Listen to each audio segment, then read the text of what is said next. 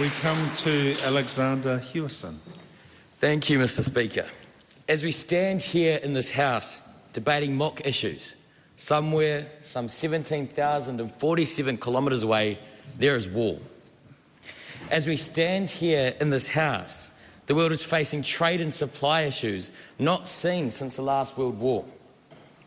As we stand here in this House, we're in the middle of a worldwide pandemic, putting the biggest strain on our not-so-long-ago health system has ever seen.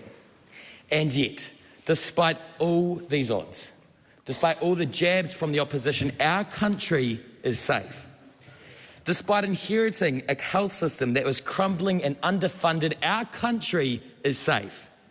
Despite inheriting a police force that was near shattered from the neglect of the current opposition, our country is safe. What the people of Christchurch East need is a government that understands where we need to invest and how we protect those most vulnerable.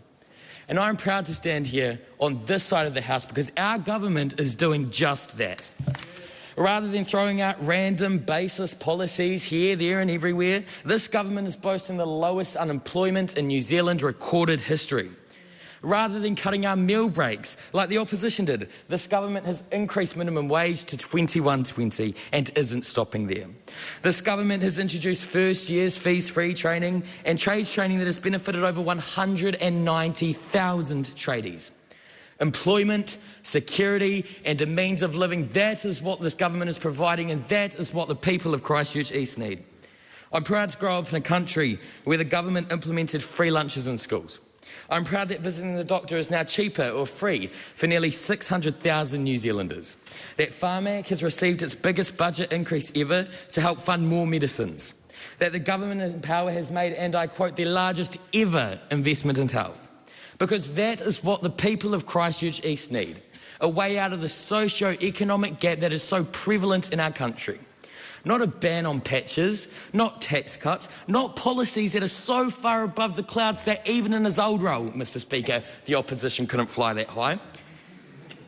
And yes, to do that, we have to spend more. However, this isn't the highest debt to GDP in the past 20 years, or even the past decade. The difference is this time it is going where it is needed. Mr. Speaker, down the roads of Christchurch East, we have a word, and that word is representing. And let me tell you that down here, that doesn't just mean for the wealthy people that fill my party's coffers. Nō reira, e hoa mā kia kaha, kia maia, kia manuanui. Tēnā rā tātou katoa.